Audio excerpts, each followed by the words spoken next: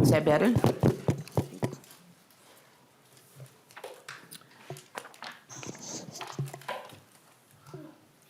Well, members, the next three bills on the agenda will be merged into House File 4366 into one omnibus bill on ag, housing, and broadband.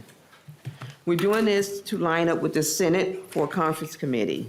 We will do this for a number of bills in the coming days, and we'll proceed like we did last year. And we'll consider each bill and associated amendments, and then we'll temporarily lay them over until they are merged by motion. I will try my best to be clear at each step so everyone knows what we're voting on. So the chair will move House File 4376 to get it before the committee. Chair Hausman will be presenting remotely. I would like to welcome you to the committee. Chair Hausman. Thank you. There she is. All right, please tell us about your bill, and then we will take up the amendment. Thank you, Madam Chair. And my understanding is you don't want a line-by-line description, but sort of a broad overview of the bill. And so that's what I'll proceed with. Beginning with our reminder that nothing else in life goes well if you don't have a safe place to sleep at night. But to assure that everyone has a safe place to sleep at night, our investments have to be along the entire housing continuum. Chair Hausman? Yes. Can we pause for a moment? Is there a way that Yes. we could turn the volume up? Is it just me? No, it's not. Oh, okay. And it's on her end. Okay. Chair Hausman, maybe you can come closer to, I don't know, maybe speak a little bit louder. I've not ever had the problem on my side before, so I don't know if House Info Okay. can make an adjustment. That would be my question. Is that any better? A little bit. Madam Chair, we can hear very well on the Zoom. Okay. So I think it is in the room, so I think maybe House Info needs to figure out something. Shall we try again? Okay, let's try again. Members, we're gonna really need everyone to be quiet, as quiet as possible, and members in the audience as quiet as possible, so that we can get a full scope of Chair Hausman bill. Okay, let's try to proceed. Thank you. Members, I start with my usual line, and that is that nothing else in life goes well if you don't have a safe place to sleep at night.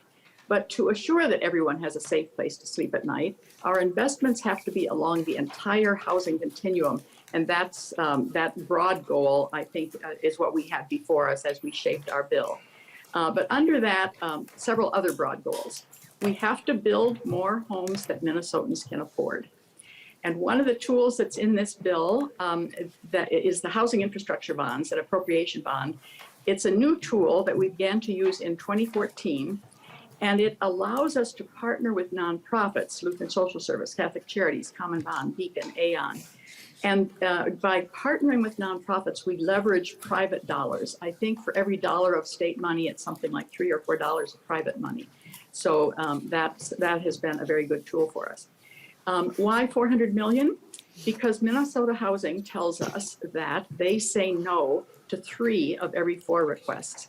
I frequently have people who have applied come to me and say, we had a really good project that met all the criteria, but we didn't get funding. And that is because we have not ever put enough funding in to meet all of those needs.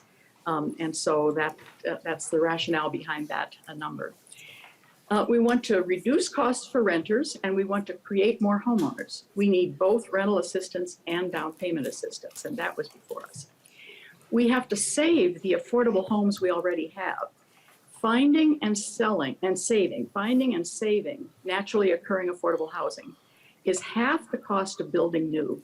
And so we're making a significant investment, $100 million, in doing that in this bill. I should mention, by the way, that one thing that doesn't appear in this bill, but will be in the bonding bill, is GO bonding for public housing. General obligation bonding can only be used for public infrastructure, and so public housing is funded in that way, and the needs are great there. And finally, our goal is permanent housing, but there will be emergencies for which shelters are needed. We want it to be safe, and resources are needed for services that provide pathways to more stable housing.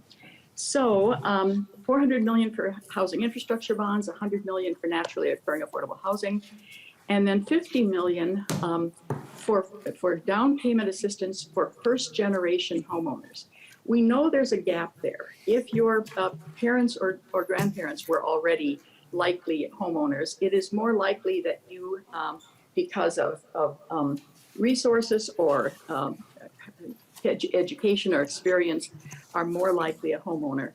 And so this targets first generation homeowners who haven't been in the market before. Representative Nash, to that point, earlier I think I heard you say that there's just 50 million in the bill for home ownership, and I wondered if maybe that was the line you were looking at. But that's just down payment assistance. If you read the entire spreadsheet, you will know that there are all sorts of ways in which we help with home ownership. And I should remind members that 400 million housing infrastructure bonds, we have broadened the eligible uses to home ownership as well. And when we save naturally occurring affordable housing, some of that is going to be the affordable housing that those first generation people can be given assistance for. Workforce housing is in there. Home HECAT funding, which is home ownership, education, and counseling. So housing trust funds. So in many, many lines in the bill, there is work that we do for home ownership. I should reference that this is Ways and Means Committee, and so I know you look only at the finance portions. I'll just quickly reference that the policy portion of this, a good bit of that in Article 2 is technical and policy changes to the law governing Minnesota Housing Finance Agency. And then Article 4, provisions related to landlord-tenant law. There have been really no changes of substantial impact since the 80s, and so much of this brings Minnesota up to where other states are. And so that's just a word about the policy language that I know you're not dealing with here. Madam Chair, if I could, Representative Nash asked a question about impacts of the spending in the bill. And I think Representative Howard is on the line. There he is, and he's the kind of person who does just that. He looks at the statistics and he looks at the impacts of how we're spending funding. And so, Madam Chair, if I could recognize him, and then I'd prefer to come back for one concluding comment after Representative Howard has. Yes, Chair Hausman, we will pass that on to Representative Howard. Thank you, Madam Chair. Thank you, members of the committee. And Representative Hausman did a great job of laying out the bill. And I'll just share a few statistics that kind of underline. These are some statistics we shared when we had the bill up in Housing Committee that underline the tangible economic impact that this bill and these investments are going to have for families, for communities, for our economy. And so when we look at our housing infrastructure bonds investment, that level of investment will allow us to create 2,667 units of housing, and that's both single family homes and rental units, and that's going to serve 6,000 Minnesotans. Our first generation homebuyer assistance will help create 1,667 new homebuyers. The Challenge program receives a significant investment in that bill, and that's going to create over 1,000 housing opportunities. And again, that's both single family and multifamily. The community stabilization resources, which makes our state's first ever commitment to preserving naturally occurring affordable housing, will allow us to save over 4,000 affordable homes, again, both single family homes and rental units that otherwise would be lost.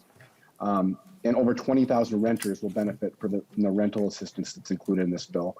And so I think some of those statistics help paint a picture of what the game-changing impacts will be from this bill, which ultimately will help lower the cost of housing directly, both for renters and homeowners. It's going to help increase the supply of affordable single-family homes and affordable rental units.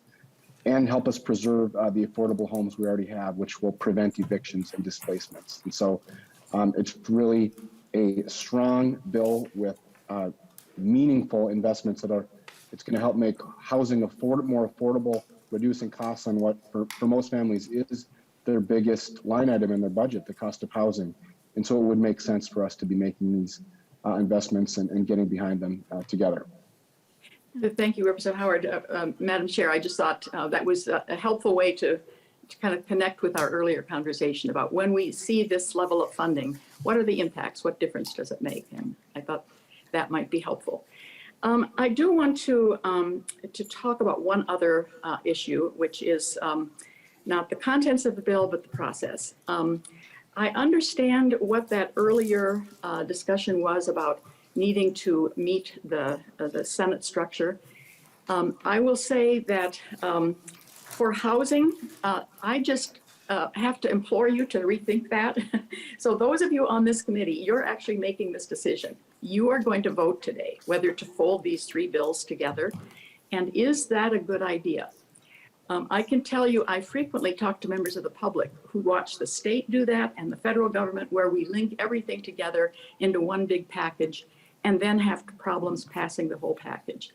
And there is so much at stake, and housing this year is so complicated that I would just long for a clean conference committee where 5 members of the House and 5 members of the Senate can look at all of the issues that separate these two bills and how can we accomplish this, and focus on that and not get tied in with broadband and ag.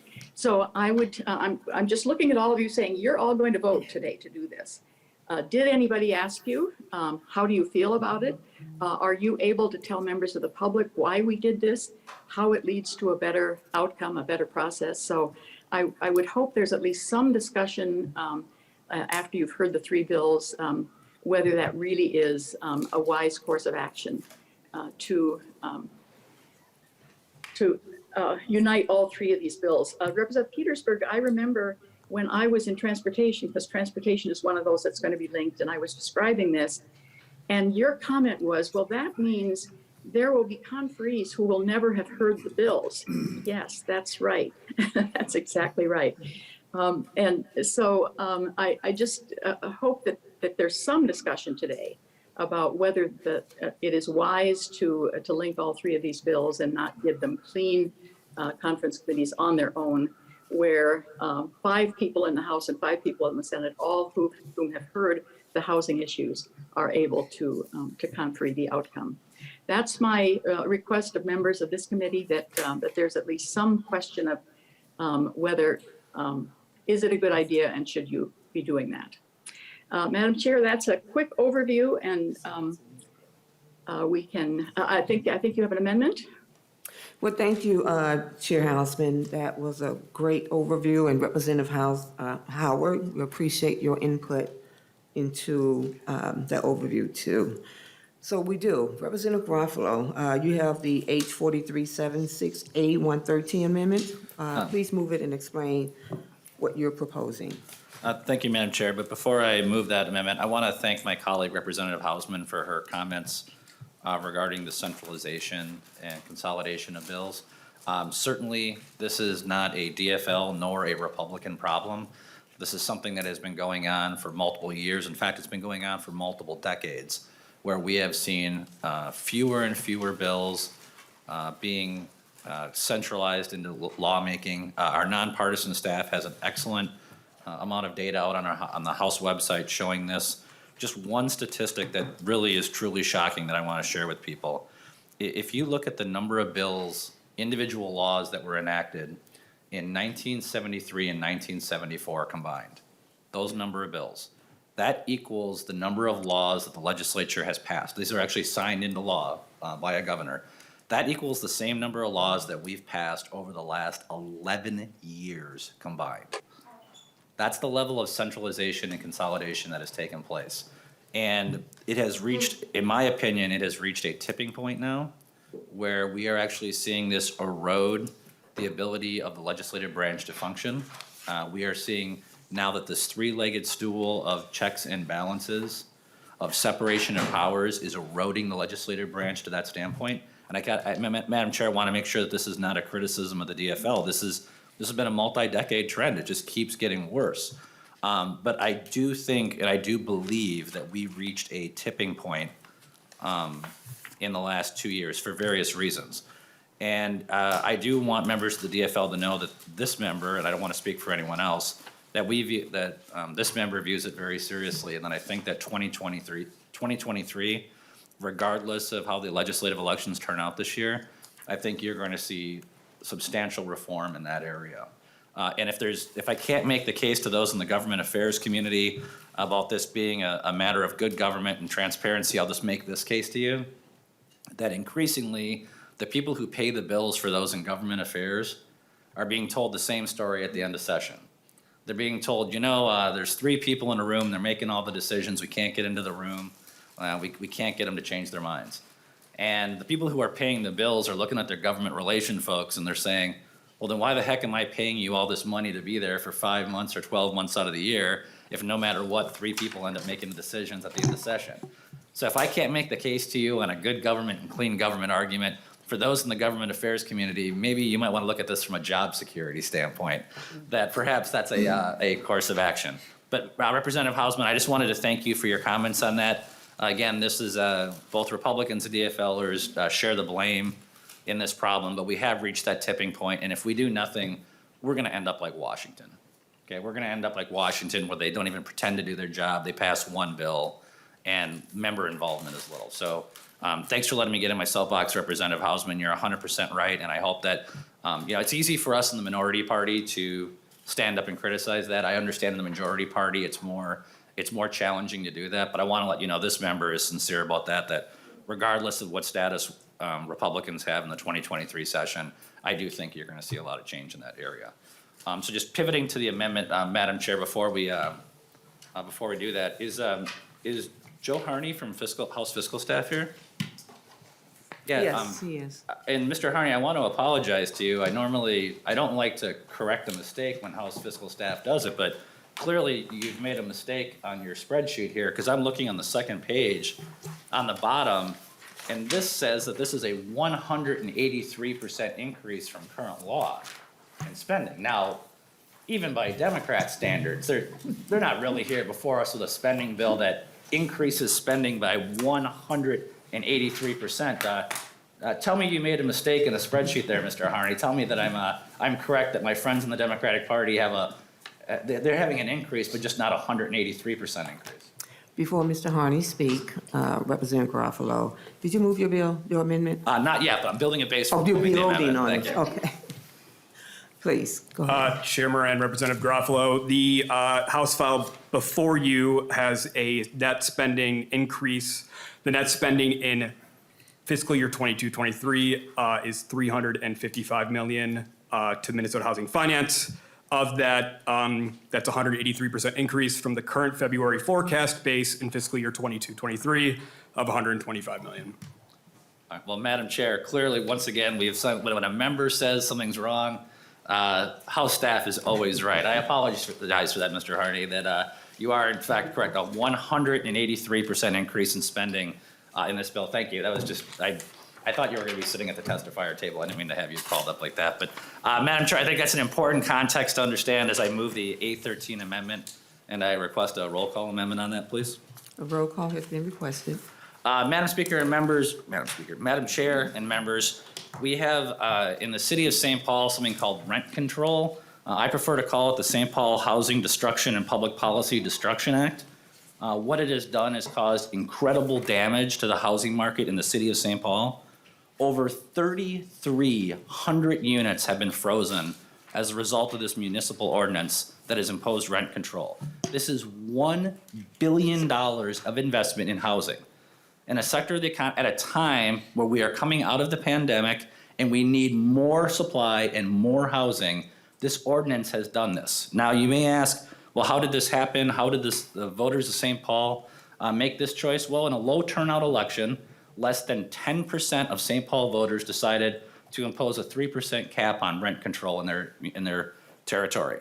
Now, how 3% cap on rent works when inflation is 8.5%. That's my Minnesota math tells me that doesn't work. But what we are seeing in the city of St. Paul right now is that building permits are down over 80%. This is destroying the housing market in St. Paul. Worse than that is driving up affordability and eroding the confidence of the market in the city of St. Paul. We can't have a prosperous region, we can't have a prosperous state with this sort of housing policy taking place in St. Paul. There's no dispute that the 10% of voters who participated in the St. Paul election were wrong. They screwed things up, and now it's it's distorting the market not only in St. Paul, but in the metro region. So I would ask members to adopt the A13 amendment. This would allow us to retroactively repeal this ordinance in St. Paul and make sure that it does not happen again in St. Paul. Government price controls haven't worked since the Egyptians tried to control the price of salt thousands of years ago. Rent today is no different. I ask for your support. Thank you. Thank you, Representative Garofalo. Chair Hausman, do you have any guidance on this amendment? Yes, thank you, Madam Chair. This, members, was not a bill, and so there was no hearing. And I can tell you the first question I would have had, the first question that comes to mind relates to the retroactive phrase in this amendment that would overturn the results of an election. The retroactivity would overturn the results of an election. And the question I would have asked staff is that constitutional? Having gotten an answer to that one, just the whole issue of unintended consequences from a retroactive action overturning the results of the election. Members, I would ask for a no vote. If I could just close, Madam Chair? Does anyone else want to talk? Or? Okay, Representative Nash. Thank you, Madam Chair. Just very briefly, wanted to point out that the imposition of rent control is also going to have a huge negative impact on people who own buildings and facilities who are renting those out to people who need a stable place to live. What you're going to find with the allowable increase versus what the reality of inflation is going to be is that they're not going to be able to maintain the facilities to a proper level. And because of this decision that Representative Garofalo's amendment is trying to overturn, what you're going to wind up seeing is what some might call the creation of slums. There are going to be buildings that are not able to be repaired. So in addition to the things that Representative Garofalo mentioned, the unintended consequences, I believe Chair Hausman just talked about, is that you are going to have people who own large apartment complexes, small apartment complexes, or even single home families that they're renting out, not able to maintain them appropriately because you're not allowing them to charge for that. So I think this is a very good amendment, and I would vote yes. Representative Garofalo, I guess I would say that, elections have consequences, We hold elections, people vote. If they don't, there's consequences to that. I am really, I don't know what the word is, that you are interested in what's happening in St. Paul and the impact that our vote is having on residents in St. Paul. I do hear that there will at some point be a statewide impact according to you, but residents' voices matter in St. Paul. And whether, you may see a positive or negative impact to it, it happens all the time when we elect folks into office. We have to deal with those consequences. And so I would never want to see us take away that vote or voice for those who showed up to participate in the electoral process, to have their voices in their decision-making around local government repealed. And so I, too, would definitely say no, absolutely no to this. Madam Chair, Representative Liebling. Well, thank you, Madam Chair. And you just said very well what I was going to say in a slightly different way. I was going to say, I didn't know that Representative Garofalo represented St. Paul. No, of course he doesn't. And neither do I.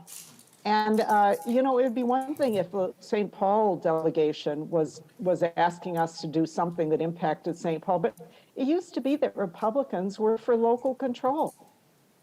And I don't know whether what St. Paul is doing is wise or unwise. I don't know whether it's going to have the desired effect for its residents or not. But it isn't my decision to make. And I don't think it should be any of ours to make, just for St. Paul to tell its residents that what they voted for is bad and they shouldn't be allowed to do it. So I'm with you, Madam Chair. Even though I don't represent St. Paul, this is the will of the voters.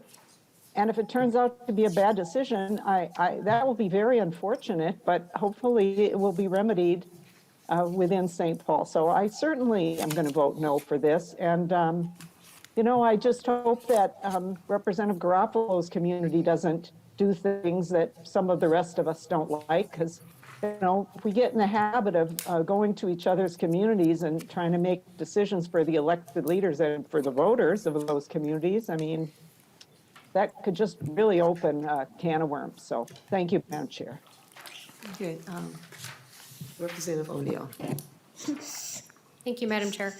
So Representative Hausman started her presentation, and she was talking about how important it is that we have affordable housing. There were two legs that were really, really important, and so we want to make sure we have a good number of affordable homes. And, there's something that's happened across the world, really. As we look at, I've got the Ukraine button on today. We look at the Ukraine, and something interesting happened there is the Airbnbs were beginning to be booked, right?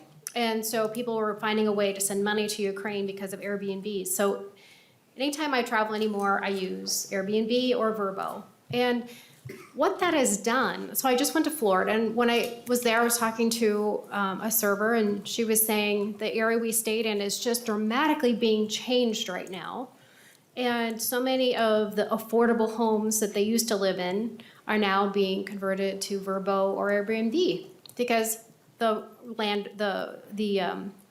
housing provider can actually make more money. Now, I just pulled up my Airbnb app because I love to use it, and just a quick search of what's right here in St. Paul, there's over 100 available places to stay. Most of them look like they're fairly affordable because I can see the amounts. And I think what's going to happen with this, if we don't do this amendment, and if we do this bill, both, you're going to see housing providers say, enough. I'm just not doing this anymore. I'm going to just convert this to an Airbnb or Vrbo. Okay, they're already doing it, just so you know. I mean, there's over 100 just in St. Paul alone, easy availability. Now, those could have been affordable homes, but they're not, because the housing provider said enough's enough. I'm just not doing this anymore. This bill is problematic in so many ways because that's pushing more and more people to make those choices. Representative Garofalo's amendment will undo some of that and actually make more housing available, and the housing providers will say, you know what, I can still stay in this game, I can still stay in this market, and maybe I won't do Airbnb or Vrbo and make all of this extra money.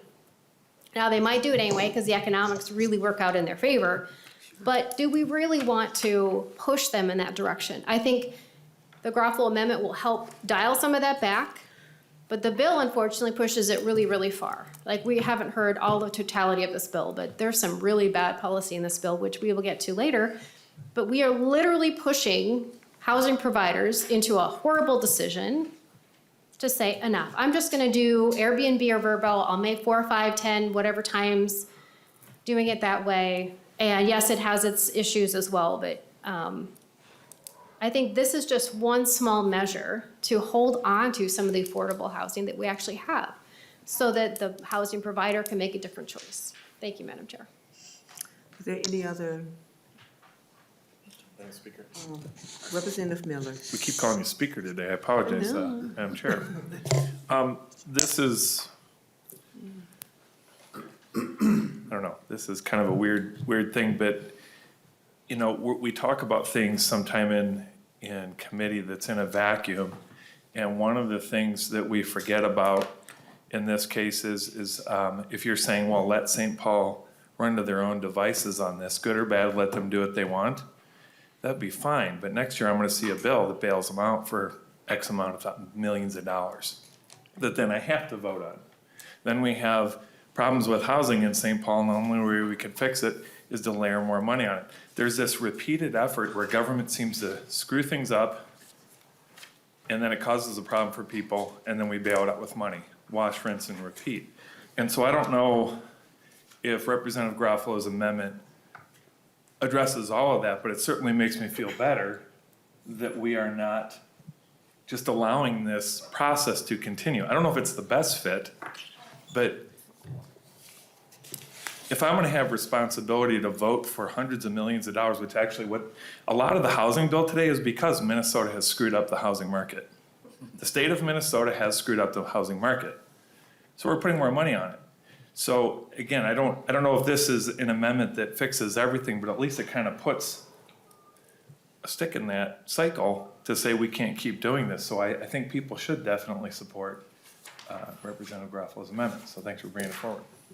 Representative Johnson. Chair Moran, Chair Hausman, I do miss being on the Housing Committee with you. It was a lot interesting conversations. But on this amendment, that's really important. You had mentioned that, and a couple others, that we don't represent St. Paul. We're state representatives from different districts, but we represent the state of Minnesota, every part of it. Because the policies and issues we deal with affect every citizen in the state. Now, Representative Garofalo brought up the fact that building permits are down 80% in the city of St. Paul. Everywhere else, they're up. What's the difference? The difference is investors aren't investing in St. Paul because the way this is set up, because the unfortunate 10% of the voting population in the city of St. Paul showed up and instituted and put in place a policy that's destructive to the housing market and the rental units provided by housing providers in the city of St. Paul. And who's it going to affect most? It's going to affect the low income. Because those buildings and rental units for housing provided by the housing providers are not going to be there. They won't be able to do the mandatory repairs that are going to need to be done by statute and by policies in the city of St. Paul. And they're going to have to close them down. Boot the people out, evict them. Who's that going to hurt? The low-income people. We need to fix a bad policy to protect the citizens of St. Paul. Please vote yes on this amendment. So, members, as a legislator who represents St. Paul can take care of St. Paul.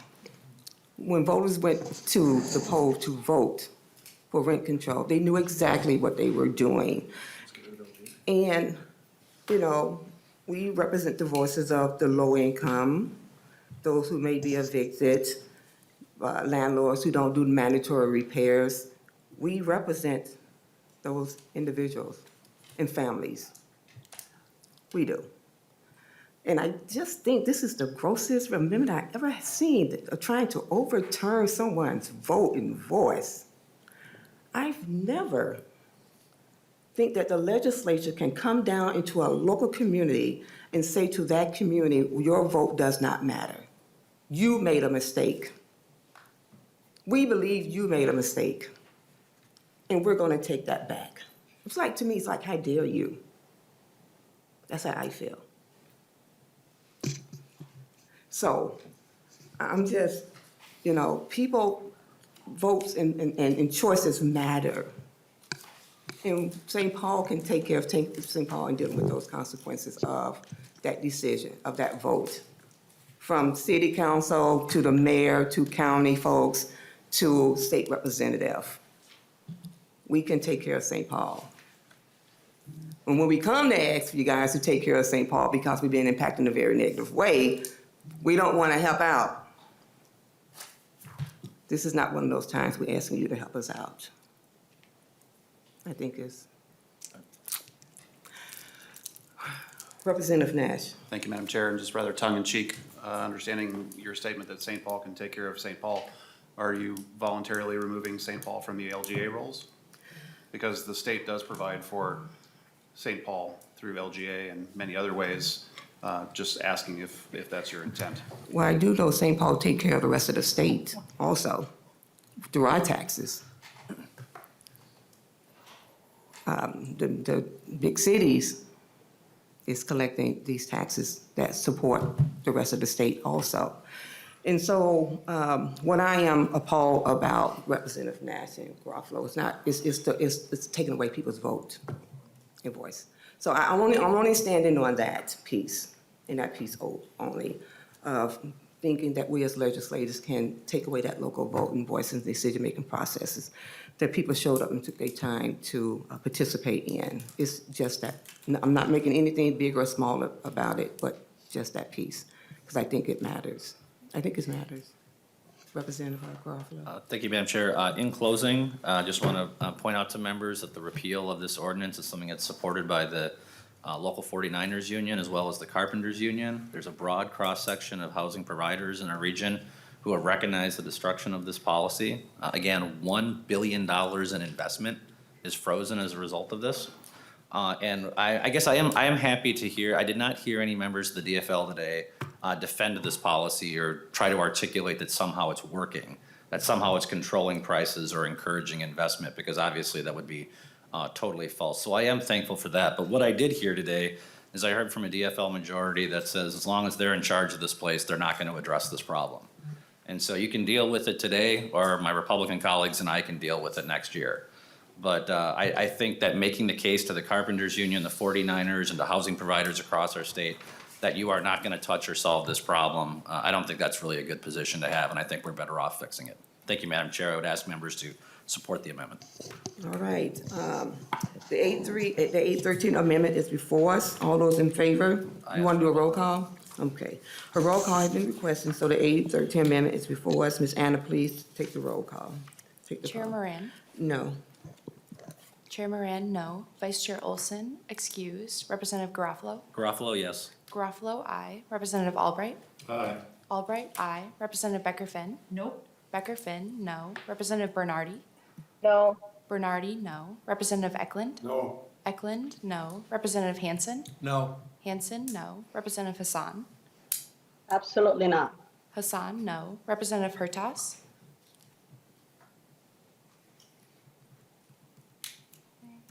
Representative Hornstein. No. Hornstein, no. Representative Johnson. Yes. Johnson, aye. Representative Kreshaw, excused. Representative Liebling. Liebling, no. Liebling, no. Representative Lilly. Lily, no. Lilly, no. Representative Mariani, excused. Representative Marcourt. Markort, no. Marcourt, no. Representative Miller. Aye. Miller, aye. Representative Nash. Nash, aye. Nash, aye. Representative Nelson. No. Nelson, no. Representative Noor. No. Noor, no. Representative O'Neill. Aye. O'Neill, aye. Representative Pulowski. Pulowski, no. Pulowski, no. Representative Petersburg. Aye. Petersburg, aye. Representative Pinto. No. Pinto, no. Representative Schumacher. Schumacher, aye. Schumacher, aye. Representative Schultz. Schultz, no. Schultz, no. Representative Scott. Aye. Scott, aye. Representative Sundin. Sundin, no. Sundin, no. And Representative Hertas. Madam Chair, that is 9 ayes and 16 nays. So on the vote of 9 ayes and 16 nays, the motion does not prevail and the amendment is not adopted. There's no further amendments. Are there any other questions for the author? Representative Nash. Yes, thank you, Madam Chair. I had been on the list for both discussion of the bill and to the amendment. I want to say thank you to the Chair of the Housing Committee. We do share an interest in housing. We do. We both see it very differently, though. And I have made my points on the floor a number of times, but I wanted to point out that this bill doesn't actually address, from a policy perspective, the fact that we are at a roughly 5-year deficit in the creation of new homes. So you could build at full throttle, and you could build as many starter homes as you could possibly, and it would take us 5 years to get to the point where we would actually be able to meet the demands of the marketplace. 5 years. A lot of that is because of regulatory issues that are happening in municipalities across the state. And we do create statute and we do create legislation for cities across our state. That's why so many of them are called statutory cities.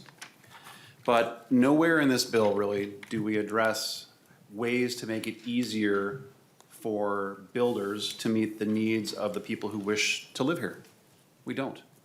So there's some money in there for people who are making a first-time down payment, and you know what? That's a decision that you get to make on how you wish to use some of the money that you put into your budget targets. But the easiest thing to do is to build the homes and let the people who want to buy them buy the homes. And addressing some of the regulatory issues that municipalities have brought forward through ordinance is something that we should be doing. And as a former mayor, I used to talk about that fairly regularly with the people on my city council as to, are we making it so that the fields that we have in our cities can be planted in such a way or created in such a way that good homes will grow up on them, that we don't make it difficult for people who want to live there to live there.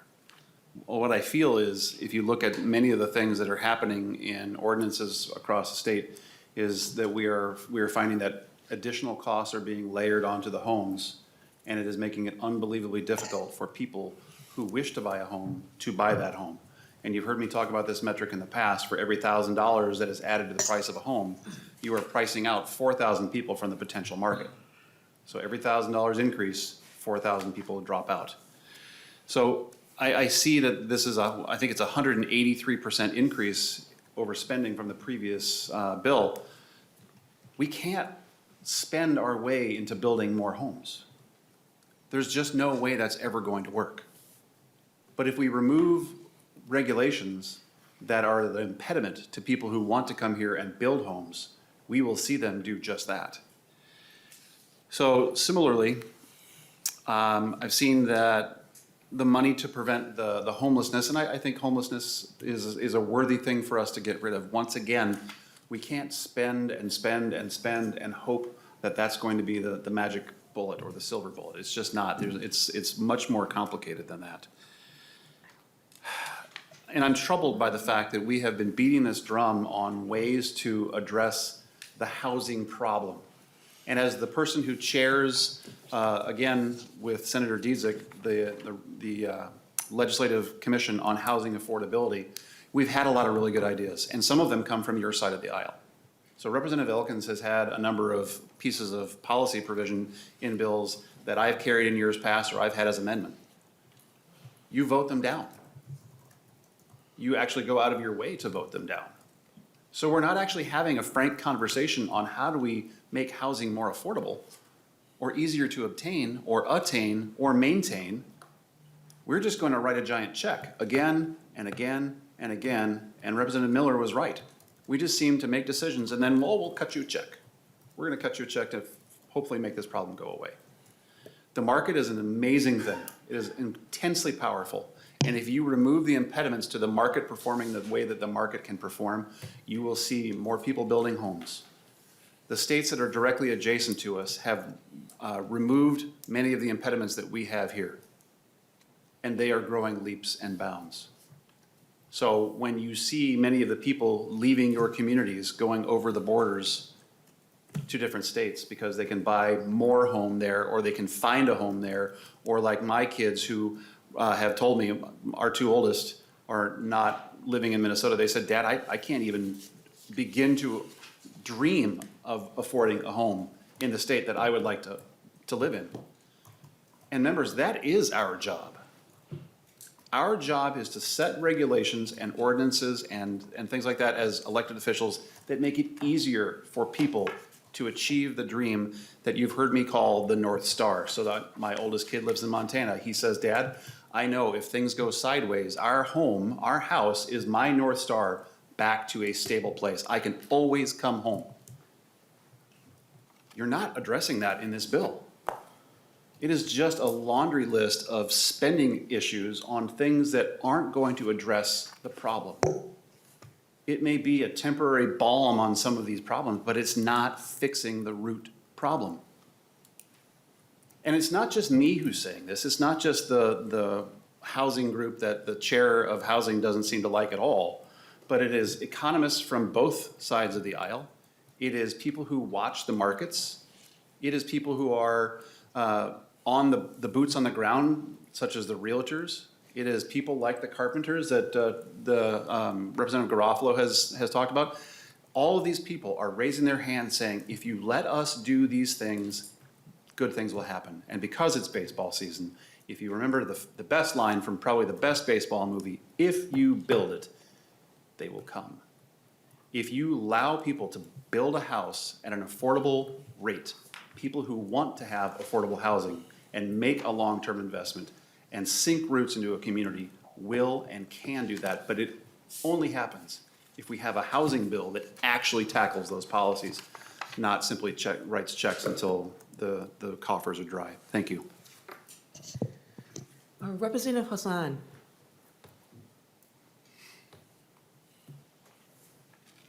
Thank you, Madam Chair, and members.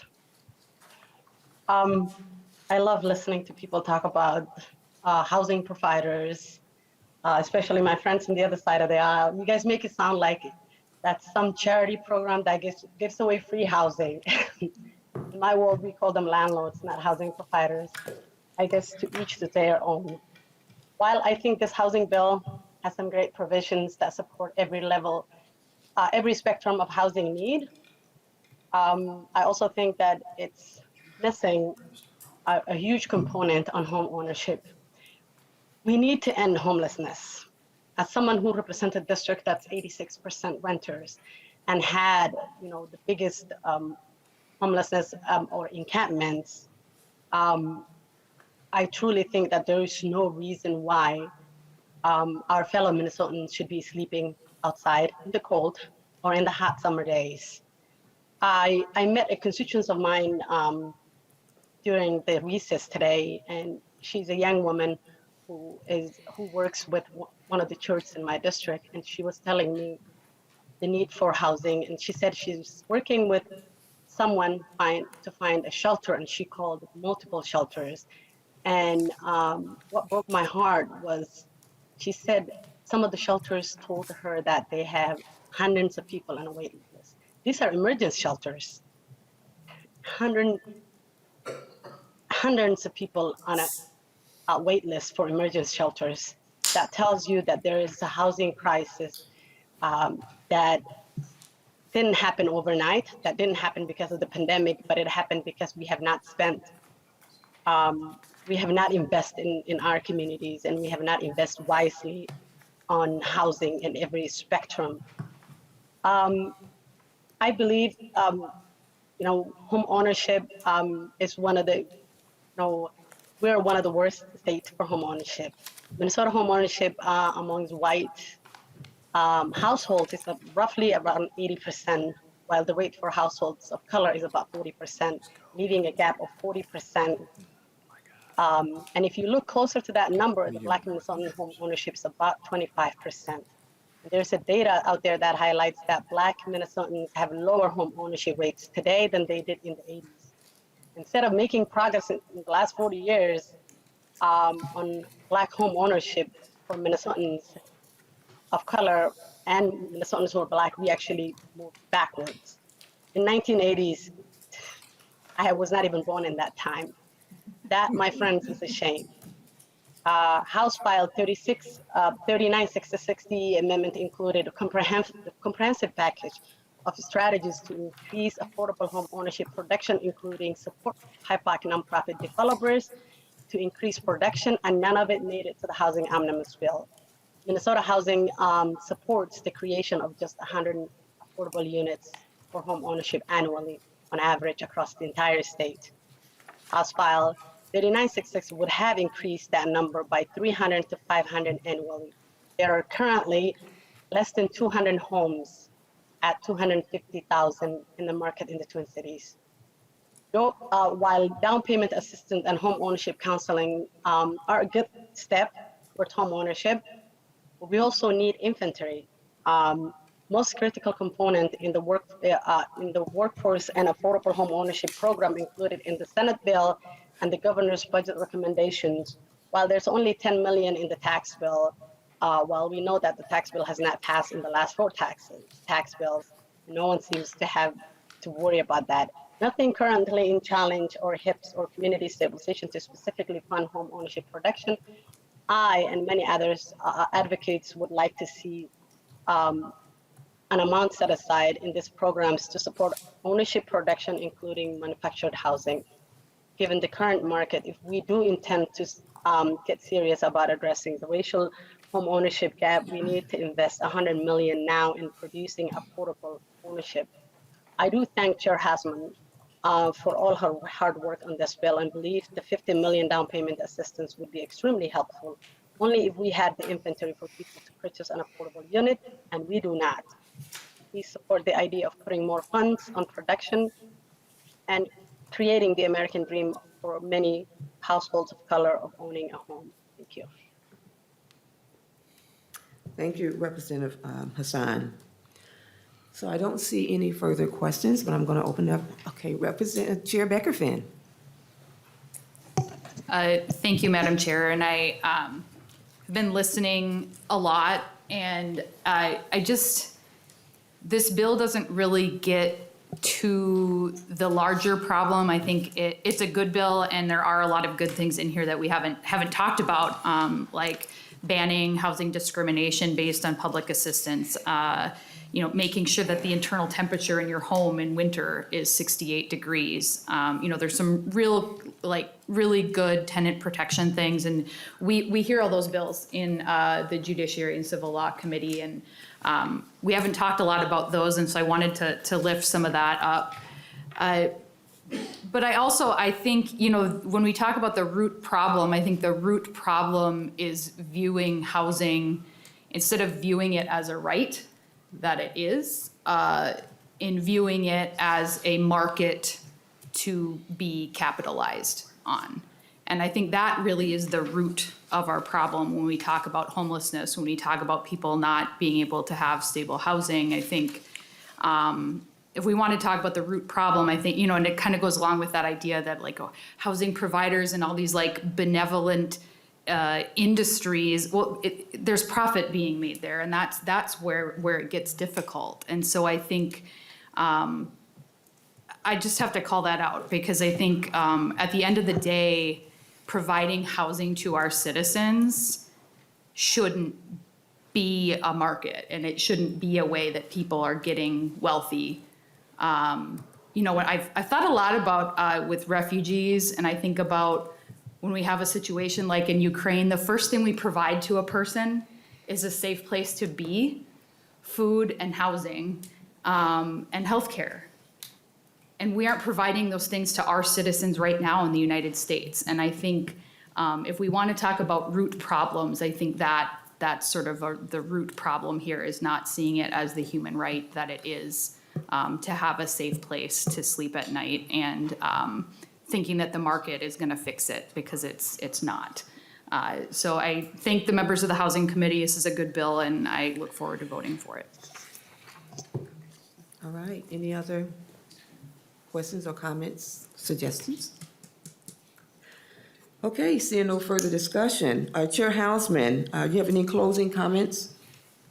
Madam Chair, you've been very generous with your time, and members for their attention. I would just say that we are partners in this work.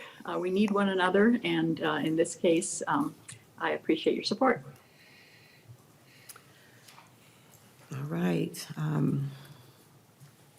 We're not taking a vote on this, but I do want to thank Chair Hausman for your committee's work in creating more affordable and accessible housing for Minnesotans. And so with that, the chair would temporarily lay over House File 4376. So our next bill is House File 14, which is a broadband funding bill. This bill came to us from the Industrial Education and Economic Development Committee. Chair Ecklund, would you like to move House File 14 and to get it in front of the committee? That is my motion, Madam Chair. So members, we have the bill before us. Please tell us about the bill, and then we'll move to the amendment. Thank you, Madam Chair. House File 14 started out with high hopes for a robust grant program through the Office of Broadband to further develop the border-to-border broadband program.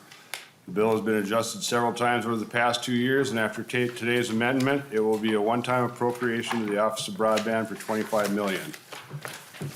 The Office of Broadband staff is available if there are any technical questions, Madam Chair. And the other thing that I wanted to put in here of fiscal note is there is a proposal in the bill to change the cap, and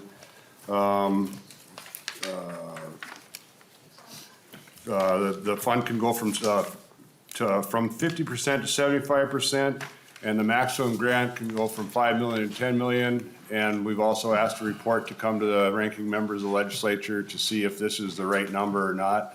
Madam Chair, some of the places that are looking for broadband funding have found that these caps that are in place right now need to have some kind of adjustment, so that's why I put it into the bill. So with that, Madam Chair, that's the bill in a nutshell, and we can take the amendment.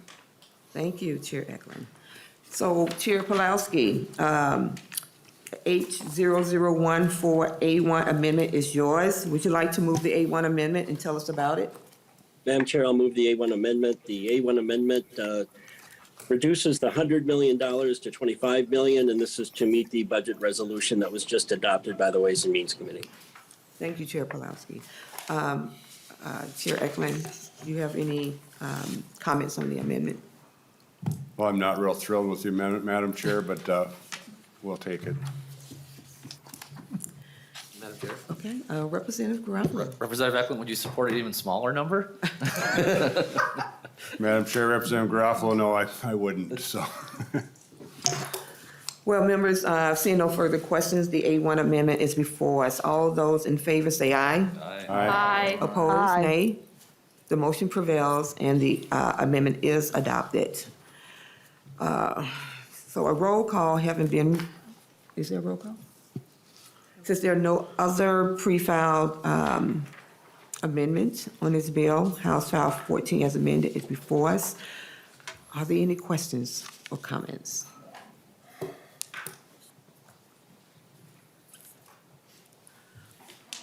Well, seeing no further discussion, Chair Ecklund, do you have any closing comments? Well, thank you, Madam Chair. And the Office of Broadband estimates that it's going to take $1.3 billion to get true border-to-border broadband throughout the state. So we certainly need this $25 million to start with so we can have a construction season. Due to what we did last year, going with ARPA money that has not been awarded to the federal government, we did lose one construction season. So I would like to at least see them be able to put out RFP this spring. Thank you, Madam Chair. I ask for support. Beautiful. So thank you, Chair Ecklund and Chair Pulowski, for your efforts to continue to build out our state broadband network and to ensure coverage in all parts of the state. And with that, the Chair will temporarily lay over File 14 as amended. So our last bill on the agenda is House File 4366, the Supplemental Agricultural Finance Bill. Chair Sundin, would you like to move House File 4366 to be recommended for placement on the general register? That is my motion, Madam Chair. So we have the bill before us. Please tell us about your bill, and then we'll move the amendments. Madam Chair and members, House File 4366 is the supplemental budget for agriculture. It spends $60 million over base in fiscal year 22 and 23, and $15 million over base in the tails. This funding level meets the budget resolution. In fiscal year 22-23, the funding is broken down as follows.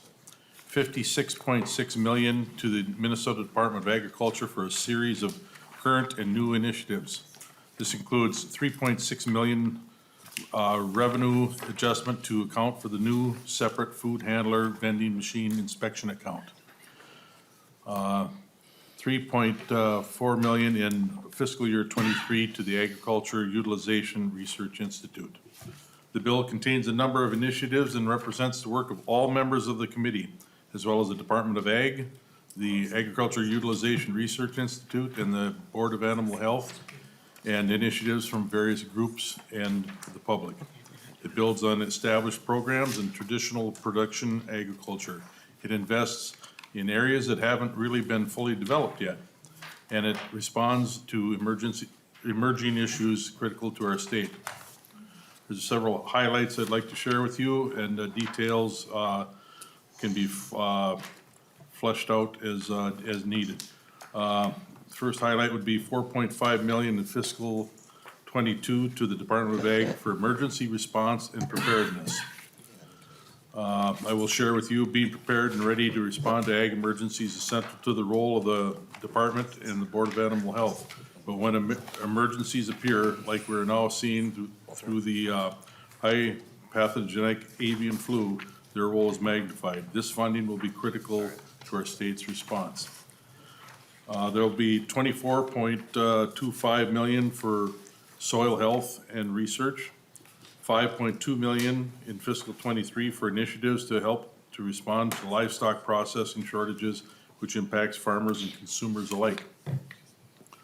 7.6 for investments in ag innovation, 6.4 in support new and emerging farmers who play in an important role in agriculture. 4.3 million in fiscal year '23 for food access and hunger relief. That's kind of a high level look at the bill.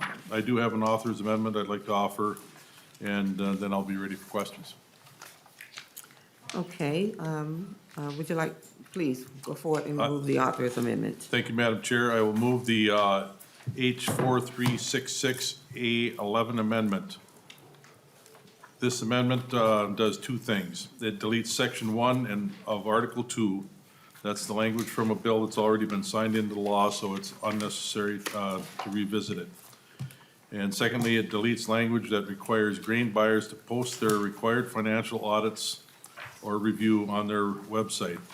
This is a suggestion that was made to address a series of bankruptcies of grain elevators due to bad acts.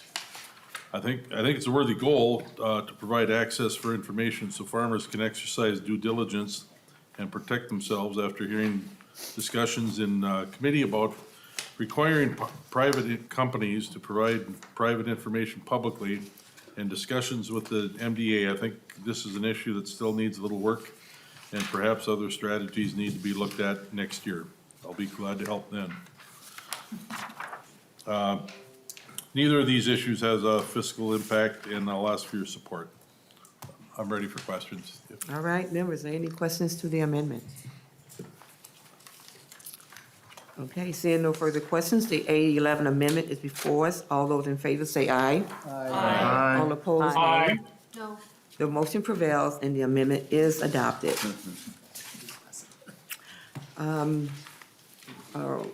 Chair Sundin, there was another amendment.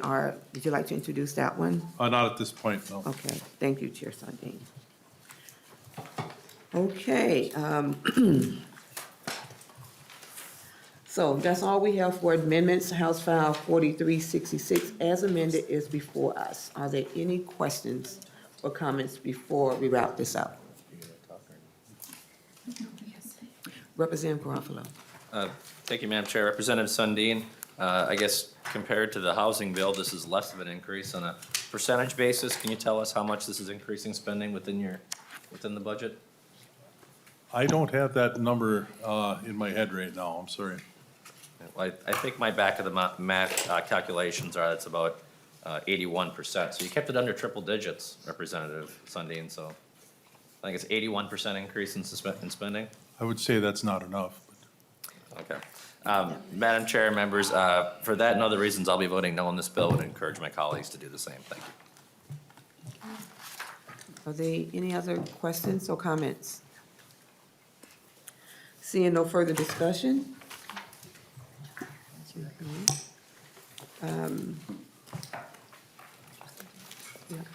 Do you have any closing comments before we begin with the motion to combine the bills? Thank you, Madam Chair. I appreciate this wide range of interests and perspectives brought to the Ag Committee. And I think this package reflects a comprehensive approach that builds on our past success and continues to explore new ways to move us forward. Just to steal a little bit of a quote and modify it from Chair Hausman, nothing goes well in life unless you have enough to eat. So. Well, thank you, Chair Sundin, for your committee work in developing a bill that recognizes the important role that agriculture plays in our state and acknowledges the growing diversity of our products and workers to ensure that we move our entire farming economy forward. So there being no further discussion? Nothing? Okay, Representative Petersburg. So this is going to be on the combined bill? Pardon me? Are we on discussion for the final bill? Yes. Again, I'm just going to reiterate the concern that I shared through Representative Hausman in regards to just the inappropriateness of how we're going to deal with conference committees when we're putting four major bills together in any fashion, when obviously we're going to be talking about the chairs of each of those committees going to be on that conference committee. That leaves one left for any lead on the minority side. That's really not very good representation for the minority to have an appropriate comment and direction in regards to the bills themselves. And so I just really would like you to reconsider and pass on to your leadership that this is the really inappropriate way for us to put conference committees together. We do have time, if we just get them off the floor, to put the conference committees together and have them work on it. It's the only way we're going to get any kind of a compromise which we actually agreed to. Otherwise, it's going to be, again, as Representative Garofalo said, a trifecta of three individuals making all the decisions. So with that, I really wish you would reconsider, and I'm voting no on the bill. Well, Representative Petersburg, I really do appreciate your comments. And there are many challenges to working with the other body in lining up bills for conference committee. And one of those challenges, of course, is that what we are doing here for the sake of reducing the numbers of moving pieces for our staff to track in the final weeks of the session. We're just doing the best with what we have. And so, but I do understand your concern. Chair Sundin, would you like to move that language contained in House File 4366 as amended to be incorporated into the Agricultural, Housing, and Broadband Omnibus as separate articles? Madam Chair, that is my motion. So Sundin, motion is before us, and unless someone requests a roll call, there will be a voice vote. To be clear, this is just on the motion to include the agricultural bills as separate articles in the omnibus bill. Does everyone understand the motion? Representative Scott? He's like, no way. How's it a separate but included? Madam Chair.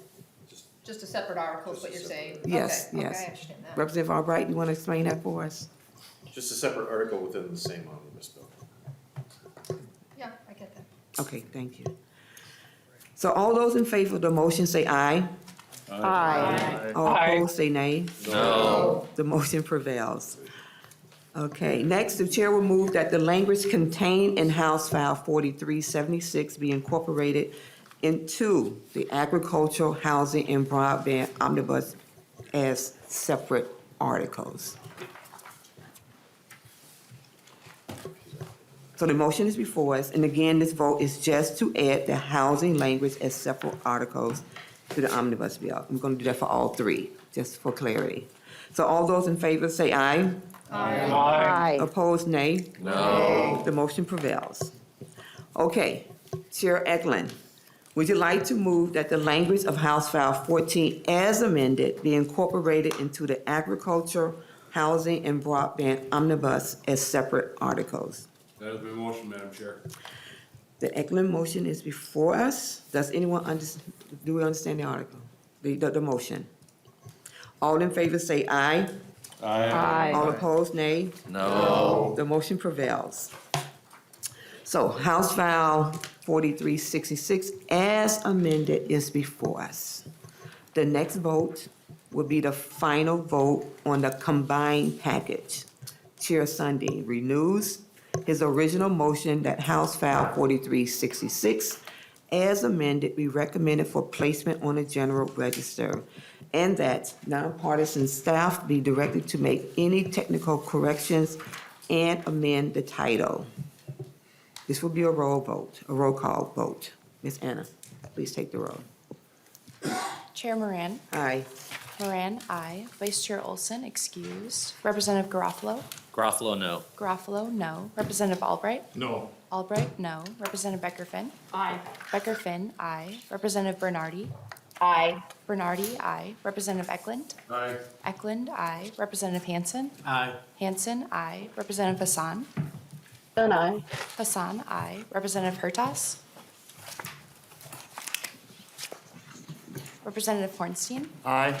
Hornstein, aye. Representative Johnson? No. Johnson, no. Representative Kreshaw, excused. Representative Liebling? Aye. Liebling, aye. Representative Lilly? Lily, aye. Lilly, aye. Representative Mariani, excused. Representative Markort? Markwood, aye. Markort, aye. Representative Miller? No. Miller, no. Representative Nash? No. Nash, no. Representative Nelson? Aye. Nelson, aye. Representative Noor? No, aye. Noor, aye. Representative O'Neill? O'Neill, no. O'Neill, no. Representative Pulowski? Pulowski, aye. Pulowski, aye. Representative Petersburg? Petersburg, no. Petersburg, no. Representative Pinto? Aye. Pinto, aye. Representative Schumacher? Schumacher, no. Schumacher, no. Representative Schultz? Schultz, aye. Schultz, aye. Representative Scott? No. Scott, no. Representative Sundin? Sundin, aye. Sundin, aye. And Representative Hertas? Madam Chair, that is 16 ayes and 9 nays. There have been 16 ayes and 9 nays. The motion prevails. And House File 4366, as amended, is recommended for placement on the general register. And nonpartisan staff are directed to make any technical corrections and amend the title. Thanks to all the chairs and your committees for putting together this important work. Members, Representative Garofalo. Thank you, Madam Chair. Before you adjourn, I want to make sure that the bills that we have on the agenda for tomorrow were referred on the House floor today to the committee. I believe Bruce. I've seen a thumbs up, so. Yes. So, Madam Chair, I don't want to speak for everybody, but I think when I look at that agenda for tomorrow, if we certainly read our bills and speak with the authors tomorrow, I think we could probably wrap up that, the hearing without having an afternoon session tomorrow. If members of the committee are okay with that, obviously the majority is in charge of timing, but when I look at that agenda, I think that could be a good goal for the committee, is just to wrap up in the morning session tomorrow. Well, I love that idea, Representative Garofalo, so let's strive for that. So move. Okay, members, that completes our work for today. I want to thank you for your patience as we work through our first hybrid meeting. I have a few announcements before we leave. So when we posted the preliminary schedule, we knew there might be some adjustments to accommodate the flow of work in the Senate. Since we won't be getting some of the Senate bills as originally scheduled, we will need to tweak the schedule moving forward, and those changes will be posted with enough time for members to consider amendments. The first change is for the schedule tomorrow. The education bills will not be heard tomorrow. They will be shifted to Thursday. Others are posted. Committee staff will send an updated summary of bills later today. The next announcement is that the deadline for substantive amendments for tomorrow meeting is 5 o'clock tonight. Please put anything you want to say from the meeting material back in your committee folders and leave it here. Everything else left on the table will be recycled. Let's see. The meetings with detailed agendas for this week are posted. We will continue to meet next week to wrap up remaining bills and as necessary after that.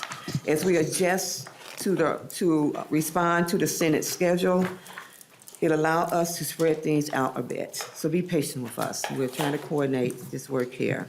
By agreement with the House and the Senate, some vehicle bills will be House files and some will be Senate files.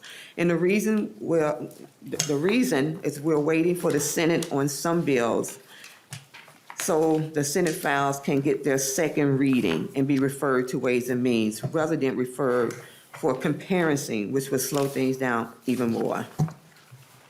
It's complicated, folks. Since the House and the Senate have different committee structure, coordinating conference committees is something that is worked out at the leadership staff level, and these bundles are a result of those agreements. It is great seeing you guys here in person. We're working through the hybrid. We will see you tomorrow. And so I want to thank you all members for attending today, and the meeting is adjourned.